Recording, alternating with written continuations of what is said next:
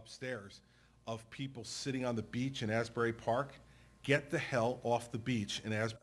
All right. Do you understand what I'm saying? I want to replay that again for the benefit of the young people who are listening across the United States or who have now got mom or dad or grandma or grandpa grabbing by them and saying and calling them on the phone and holding up the phone, and they're not able to get the Skype to work and you can only see half of grandpa's head.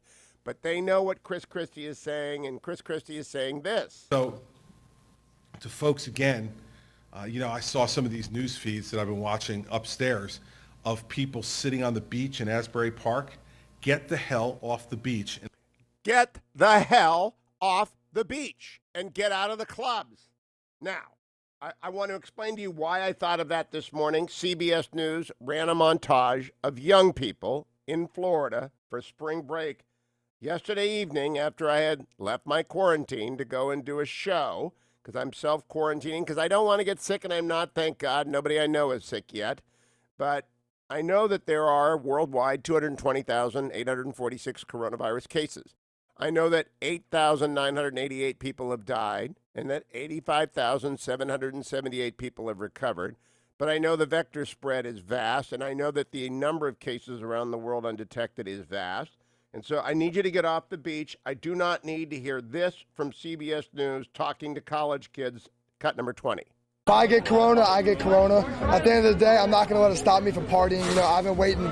We've been waiting for Miami spring break for a while. About 2 months we've had this trip planned. 2-3 months. So we're just out here having a good time.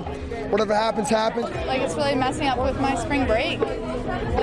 What is there to do here other than go to the bars or the beach, and they're closing all of it? It's really messing up. I think they're blowing it way out of proportion. I think it's doing way too much. Doing us bad. We need a refund. This virus ain't that serious. It's serious. It's more serious things out there like hunger and poverty, and we need to address that. Yeah, I mean, we planned this a long time ago, and it was kind of up in the air if we still go, but like we're here. I just turned 21 this year, so I'm here to party, so it's kind of disappointing, but we're just making the most of it. We met these other people in our little Airbnb spot, so we're just hanging out with them and trying to get drunk before everything closes. I mean, it sucks, but we're going to make the best of it. We're enjoying ourselves. It sucks. And I'm from New Orleans, so this really sucks. However, we're going to enjoy ourselves. We having day parties all day. It's my birthday, St. Patrick's Day. Turn up. We're just trying to roll with we're just living for the moment. We're just going to do what happens when it happens. When stuff closes, we're going to do it when it closes. But besides that, we're just trying to have the best trip we can. I don't like you because you're going to get me killed. That's the immortal Danny Glover. All right. So can we play that again? I don't like you because you're going to get me killed. It's Samuel Jackson, excuse me. One more time. I don't like you because you're going to get me killed. I thought it was from Lethal Weapon. Is it from Pulp Fiction? No, it's from Die Hard with a Vengeance. I don't. The point You're is killing me, Smalls. I don't like you because you're going to get me killed. Well, you kids are going to get me killed. Actually, not me. You're going to kill your Nana and your Baba. You're going to take out Grams and Grandpa. You're gonna put. You know what they're gonna do? They're gonna kill Mel Brooks. Is what they're gonna do. They are. They're gonna kill everybody if they don't get off the beach and go home and binge watch. All right, that's my public service announcement. I just can't believe it. I really cannot believe it. All right, Chano had 0 infections yesterday. If you believe them, I don't believe anything they say. The new news on the hospitalizations in the United States. Our young adults make up 38% of the hospitalizations. And if I can explain to young adults why it's important that they participate in the social distancing, if not self-quarantining, it's simply this. The United States has a vast amount of medical resources. We have the greatest medical system in the world. But we don't build excess capacity. We don't leave wings of hospitals open. We generally evolve the number of beds and units, and especially intensive care units and isolation units, based upon past experience and need so that the hospitals don't lose money and they can stay open. And so we have what we have, and that capacity has a little surge capacity, a little excess capacity. But coronavirus, because it attacks breathing, requires ventilators and respirators. And People have to go into isolation, and many have to go into ICU. That does not stop the other sorts of patients who typically arrive with heart attacks, strokes, diabetic comas, broken legs. It doesn't stop elective surgery for people who've been suffering in pain for years and need to have their backs fixed. I've done that a couple of times. It doesn't stop any of that stuff. And what is happening in the United States is we are afraid we will overwhelm the hospital system. We have a great hospital system. We have the best doctors in the world. They are the best trained doctors in the world. We have the science working around the clock. I am hoping we get great news on interventions as opposed to vaccines. Vaccines take 18 months. Interventions can take a lot less to treat those who've got it.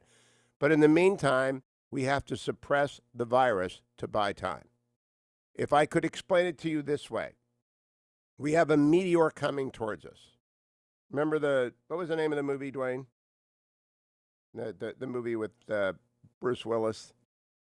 Dwayne's now mad at me and not talking to me. It's really sad early in the morning. But there was a movie where the meteor was coming towards the United States. And everybody out there who says there's no meteor. Armageddon, thank you. I had a producer. He came in today. He leaves in about 5 minutes. He's clocking in and clocking out today. It's our system. Armageddon. There's a meteor heading towards the Earth. And just imagine that 20% of the people don't believe it. And those 20% of the people are absorbing the resource that we need to stop the meteor. They're using gasoline, and I don't know how it would be. They're using electricity, and we need all the electricity to somehow power up a laser to hit the meteor. I don't know. Imagine something. You are destroying hospital capacity because you are sending more patients there. Some of them will be you, because 38% of the patients are actually younger adults, not children. Thank goodness. Thank God this is not attacking kids. But you know what? Other kids with, say, cystic fibrosis, who have a long and great future ahead of them because we're making advances in that direction every day, they need sometimes to go into isolation, and they need sometimes to go into ICU. You're taking hospital capacity away from sick children. All right? If you're outside, if you're screwing around, you are denying children their right to have a spring break in the future. That's what you need to get your arms around. You have to be socially responsible. And the president's been very good about not calling anybody out for their behavior, but I saw that last night, and I said to myself, honest to goodness, they have got to change. The president, by the way, gave a presser yesterday. Got a question about his low credibility. I like this. Cut number 13, Donald Trump at the White House yesterday. Your credibility ratings are very low. There was a recent NPR poll. Who are you asking that question? I'm asking because I see that they're very high. If you look, I'm 95% of the Republican Party. We just had a poll that was done by a very reputable group where I'm beating Sleepy Joe Biden by a lot in Florida, in the state of Florida, and in other states. So I don't really know who you're talking about. Yeah, I love that. Get out of here. And besides, what are you asking that question for? Why are you asking that question? Why do you call the Chinese flu the Chinese flu? Cut number 10. Okay, why do you keep calling this the Chinese virus? There are reports of dozens of incidents of bias against Chinese Americans in this country.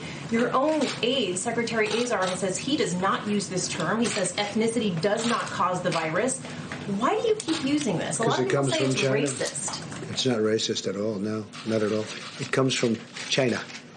That's why. It comes from China. I want to be accurate. About Chinese Americans please, in John. This country? Please. The aides behind you. Are you comfortable with this term? I have great love for all of the people from our country. But as you know, China tried to say at one point, maybe they stopped now, that it was caused by American soldiers. That can't happen. It's not going to happen. Not as long as I'm president. China. It came from China. Honestly, we have got a lot of issues in the United States, especially this relief bill, which I'll talk about after the break. One of them is not what we call the virus. Don't go anywhere, America. It's a very serious situation. You need every minute of today's Hugh Hewitt Show.